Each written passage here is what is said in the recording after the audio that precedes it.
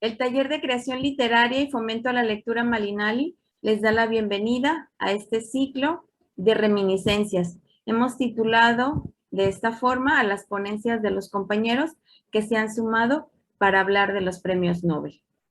En esta ocasión nos acompaña nuestra invitada, Rosa Leguizamón, para hablarnos de Miguel Ángel Asturias. Bienvenida, Rosa.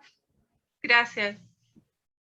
Gracias, buenas noches. Buenas noches. Queremos empezar por la biografía de este personaje, porque algunos Sí, no lo conocen, entonces no vamos lo a conozco. presentar, vamos a continuar con lo que traes para nosotros.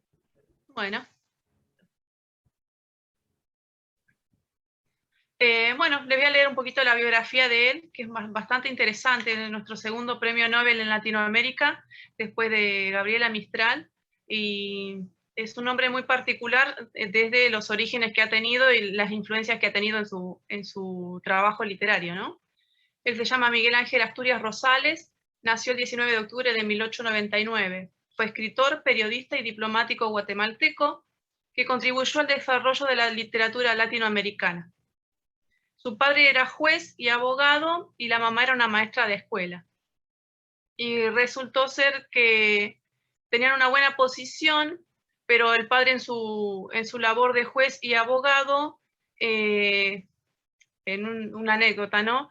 Dejó en libertad a varios estudiantes que habían sido tomados presos por hacer disturbios o tomados por revoltosos por estar en contra de la dictadura, y esto hizo que el dictador también se pusiera en contra de él, que se tuvo que ir, no me acuerdo el nombre.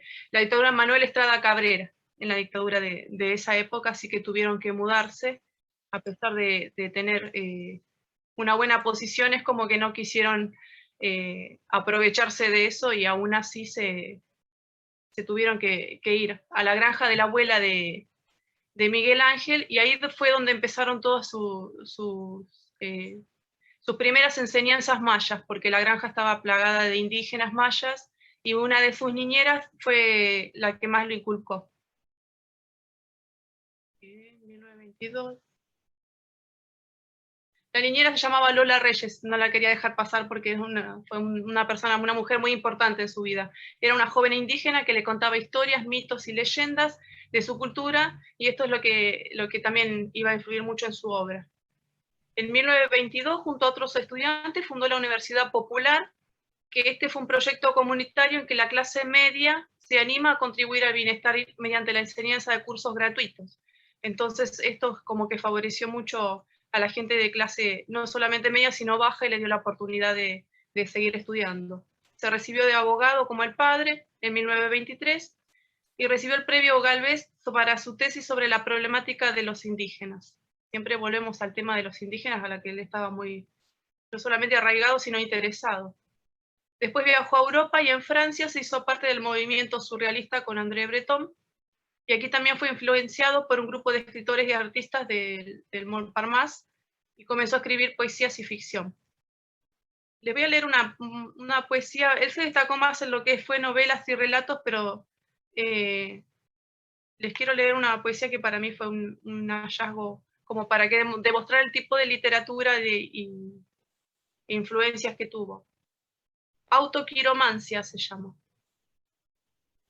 Leo en la palma de mi mano, patria, tu dulce geografía.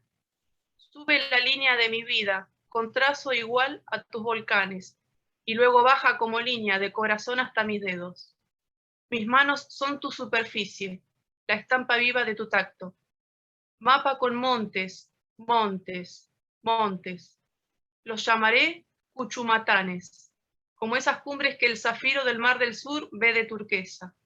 El Tacaná, dedo grande, guarde la entrada del asombro, donde el maíz se vuelve grano, ya comestible para el hombre, cereal humano de tu carne.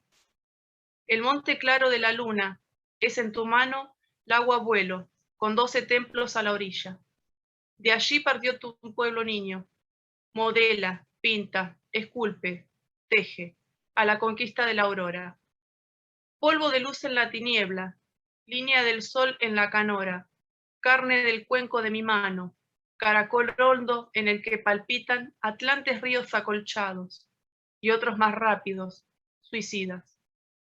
Oigo pegando mis oídos al mapa vivo de tu suelo, que llevo aquí, en las manos, repicar todas las campanas, parpadear todas tus estrellas. Al desposarme con mi tierra, haced, amigos, mi sortija con una luciérnaga más sola. La inmensa noche de mi muerte, duerma mi sien sobre mi mano, con la luciérnaga más sola. Bueno, después se convirtió se metió en lo que fue lo que es novela, se lo considera novelista y poeta del realismo mágico. Se dedica a lo que es eso, entre el surrealismo que estuvo influenciado en Francia y toda la parte originaria maya, es como que hicieron un combo, aunque él no sé si le gustaba mucho que le dijeran que se dedicaba al realismo mágico, pero es lo que pinta. A ver. Influido en sus orígenes por el realismo, muy pronto, sin renunciar a esa impronta, se adentra en su campo predilecto, la mitología aborigen, la propia tierra. En el sentido de compromiso con los sinsabores de los campesinos sometidos al yugo colonialista, lo que se ve en los títulos de sus obras. Junto a ello, y una faceta no menos importante, la calidad y sonoridades de su prosa apenas admiten comparación en la literatura castellana del siglo XX. Publica Leyendas de Guatemala, que creo que ese es uno de los libros más importantes, que el que no lo haya leído, por favor, se lo recontra recomiendo, porque es para leerlo en silencio, con tranquilidad, y te transporta, tiene una parte muy, bueno, lo que es mitología y lo que es magia y lo que son leyendas. ¿Cómo se llama el libro, Rosa? Leyendas de Guatemala. O sea, tiene varios, obviamente tiene varios, pero yo prefiero este, me encantó.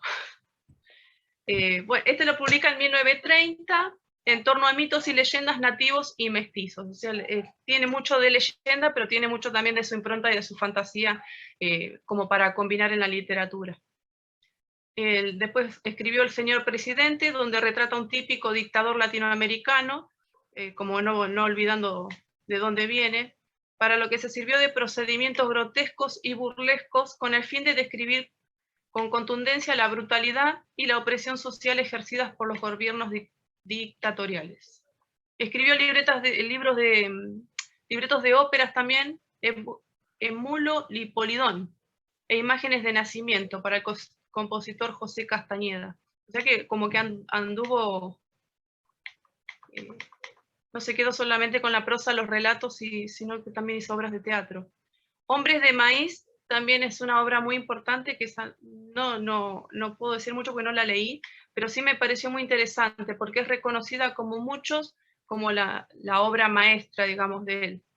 Es una novela en la que se aprecian las voces y los rostros del oprobio y la injusticia, en términos de cruda explotación colonial. Para ello, lo más resaltable es que el autor logra, de forma casi sobrenatural, acoplar el lenguaje y el ritmo de su prosa a los personajes que retrata, para sus fantásticas creencias, sus atávicas maneras y costumbres. Te voy a leer un pedacito de esta novela, Hombres de Maíz. Un pasaje. La que más lunares tenía era la nana de Martín Llom, el recién parido hijo del cacique Gaspar Llom. La que más lunares y más piojos tenía, la piojosa grande, la nana de Martín Llom. En su regazo de tortera caliente, en sus trapos finos de tan viejos, dormía su hijo como una cosa de barro nuevecita, y bajo el cospi, cofia de tejido ralo, que le cubría la cabeza y la cara para que no le hicieran mal de ojo. Se oía su alentar con ruido de agua que cae en la tierra porosa.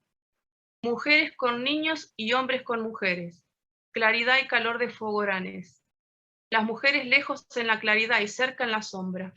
Los hombres cerca en la claridad y lejos en la sombra. Todos en el alboroto de las llamas, en el fuego de los guerreros. Fuego de la guerra que hará llorar las espinas.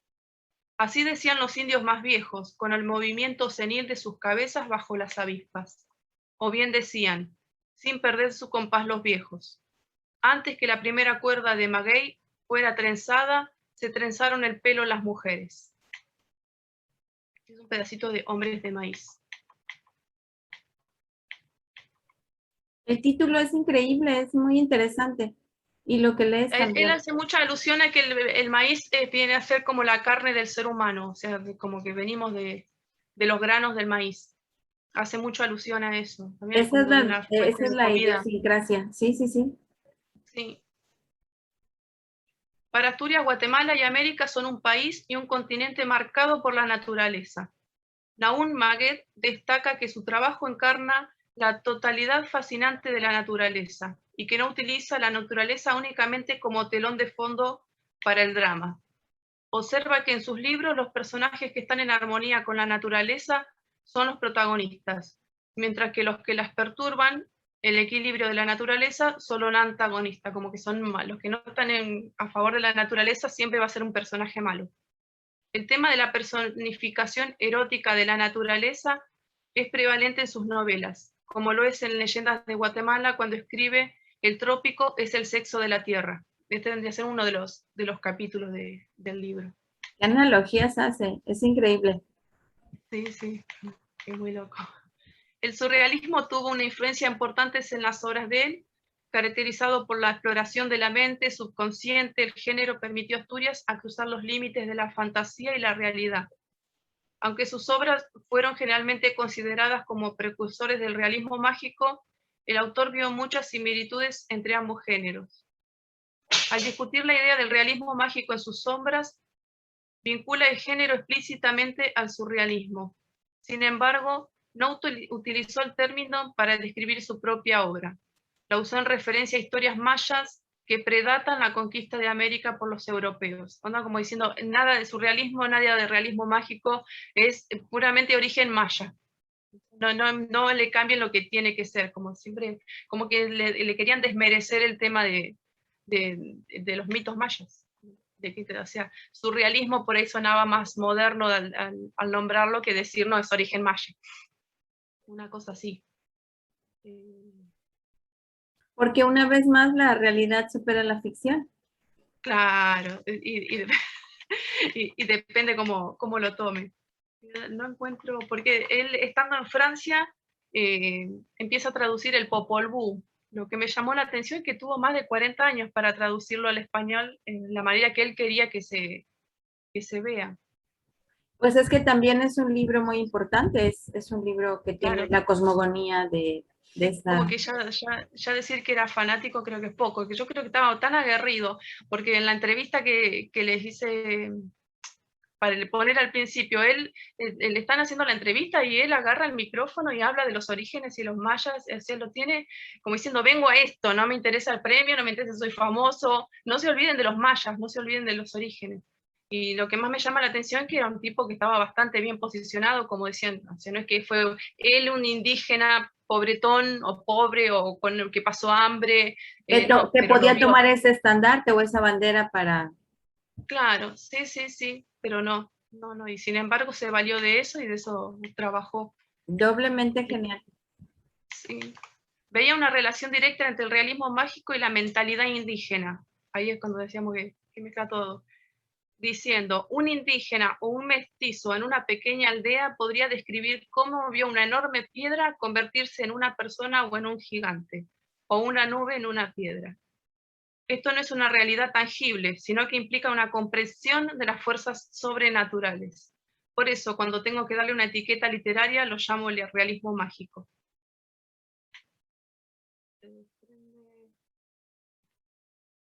Acá tengo, y acá, uno de los primeros títulos, que creo que es la leyenda, tiene varias leyendas, la leyenda del volcán, y te voy a leer un pasaje que le escribió Paul Valéry al traductor de este libro al francés, como una opinión como para entrarlo en lo que estaba a punto de leer.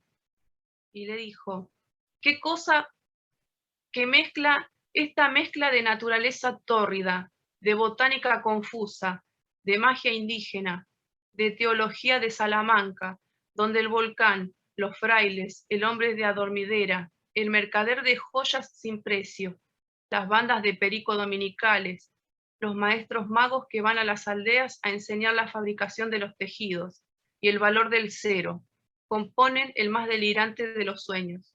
diciendo te vas a encontrar con algo totalmente fuera de lo visto hasta el momento, no quiero decir racional o irracional, sino que como que totalmente distinto. Tuvo décadas de exilio y marginación, también por esto el tema de la política. Hubo un tiempo hasta que le habían negado la nacionalidad, no se le permitía que se le diga en guatemalteco. Ya el colmo de la irracionalidad Muchísimo más de la para tiranía. escribir. Él tenía una fuente para escribir. Claro, tenía bastante, pobre, así que estuvo en España, estuvo en Francia, estuvo en Argentina, si mal no recuerdo se casó con una argentina porque fue no solamente diplomático, sino embajador, así que tenemos un monumento por acá en Buenos Aires que yo no sabía que lo teníamos. Asturias finalmente obtuvo amplio reconocimiento en los años 60. En el 65 ganó el Premio Lenin de la Paz de la Unión Soviética. Después en el 67 fue cuando recibió el Premio Nobel de Literatura, convirtiéndose así en el segundo latinoamericano en recibirlo. Yo acá tenía que era el tercero, porque hay un tal Saint-Jean-Perse, pero es francés, que está en una de esas islas del Caribe, pero en realidad pertenece a Francia, así que sigue siendo nuestro segundo, no es el tercero. Asturias pasó sus últimos... Y además que se casó con una argentina. Que se casó con una argentina, pero ¿qué más queremos? ¿Qué más queremos? Me hubiese gustado en mis épocas de estudio que me lo inculcaran un poquito más, así que ahora sabría muchísimo más de él, pero bueno, son como que siempre dan vueltas sobre los mismos. Pero qué bueno que lo has abordado porque es importante, es interesante, no, nos da el panorama más amplio.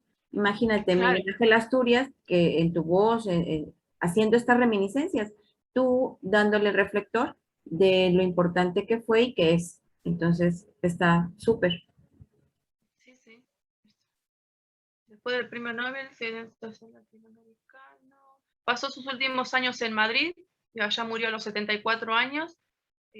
Fue enterrado en París, y bueno, en Guatemala es como que el legado quedó todo para Guatemala, porque es como que después de ahí creo que ningún latinoamericano más volvió a recibir el premio Nobel, así que es como que nuestro ejemplo.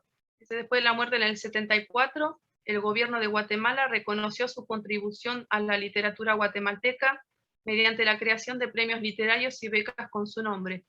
Uno de ellos es el más distinguido del país, el Premio Nacional de Literatura Miguel Ángel Asturias, y en su honor el Teatro Nacional de la Ciudad de Guatemala se lo llamó Centro Miguel Asturias en conmemoración a su nombre.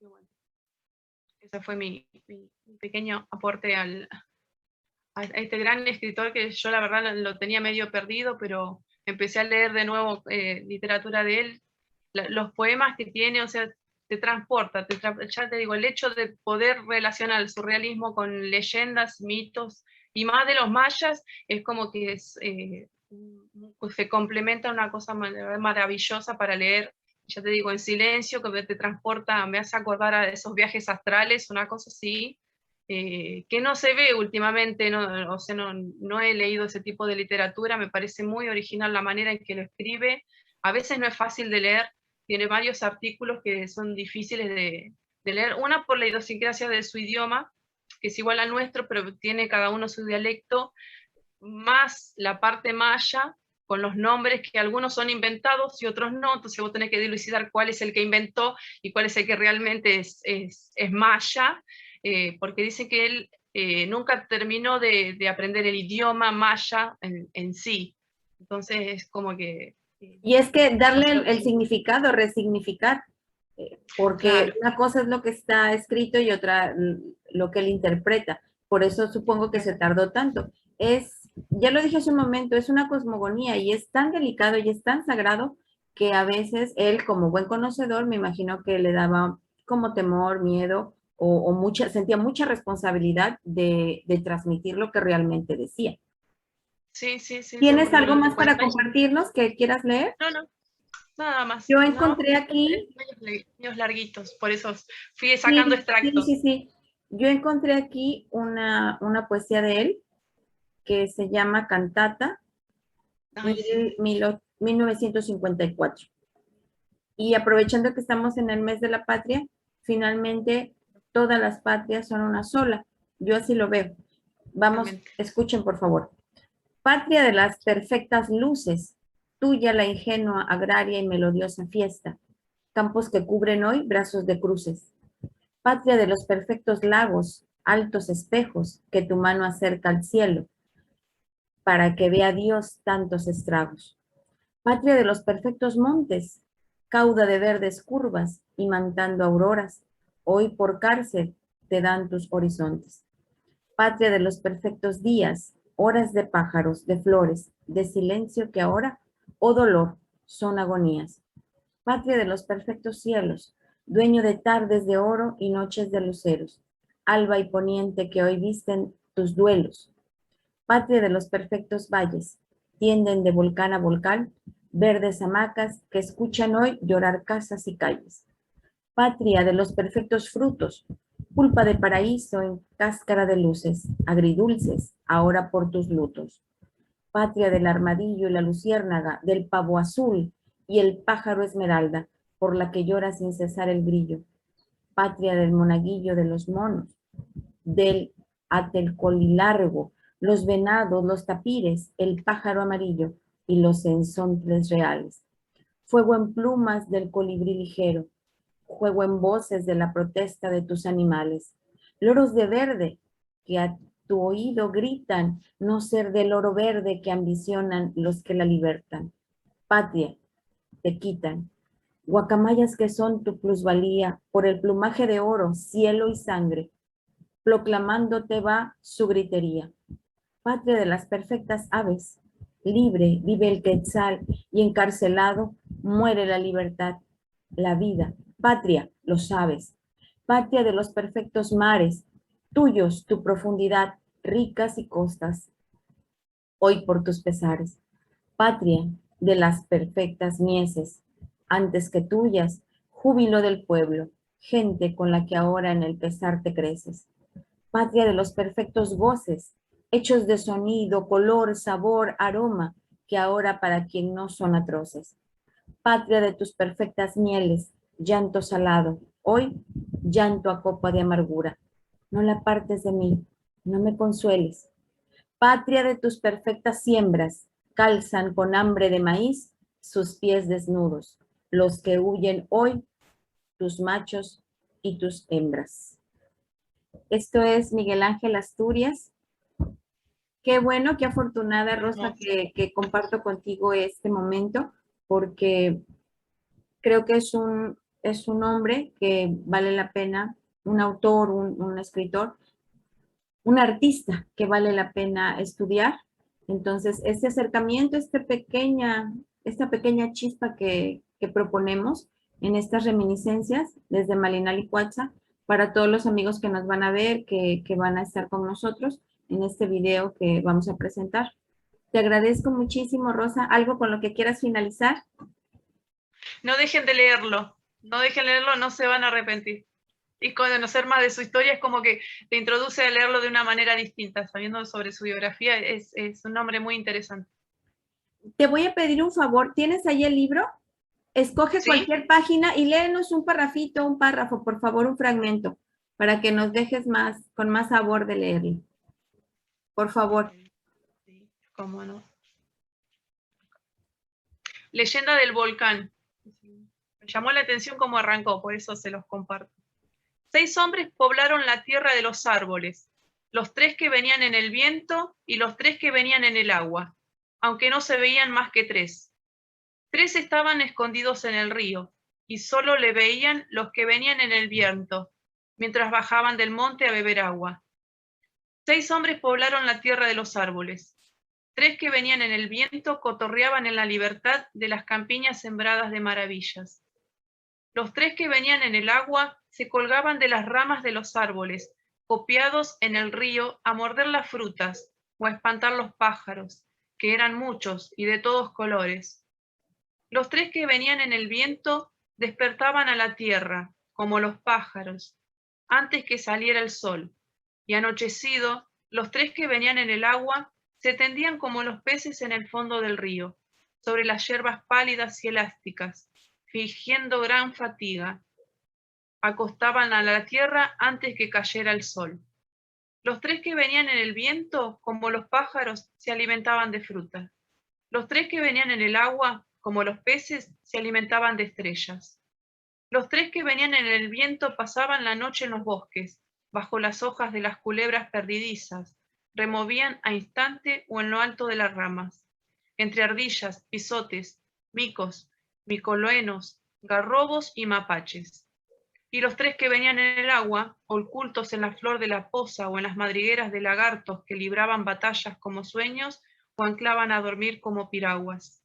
Y en los árboles que venían en el viento y pasaban en el agua, los tres que venían en el viento, los tres que venían en el agua, mitigaban el hambre sin separar los frutos buenos de los malos, porque a los primeros hombres les fue dado comprender que no hay fruto malo. Todos son sangre de la tierra, dulcificada o avinagrada, pero según el árbol que la tiene. Y bueno, después te da la explicación de cómo vienen los nidos de los pájaros, pero tiene una manera muy particular de relatar. Que nos hace sentir cercanos estas palabras que son para nosotros tan familiares, que las conocemos. Muchas gracias, Rosa. Muchísimas gracias. Gracias a ustedes por dejarme traerlo. Me encanta. Estamos desde Malinali Cuatza para todos los amigos. Fue Reminiscencias de Miguel Ángel Asturias. Muchísimas gracias. Muchas gracias.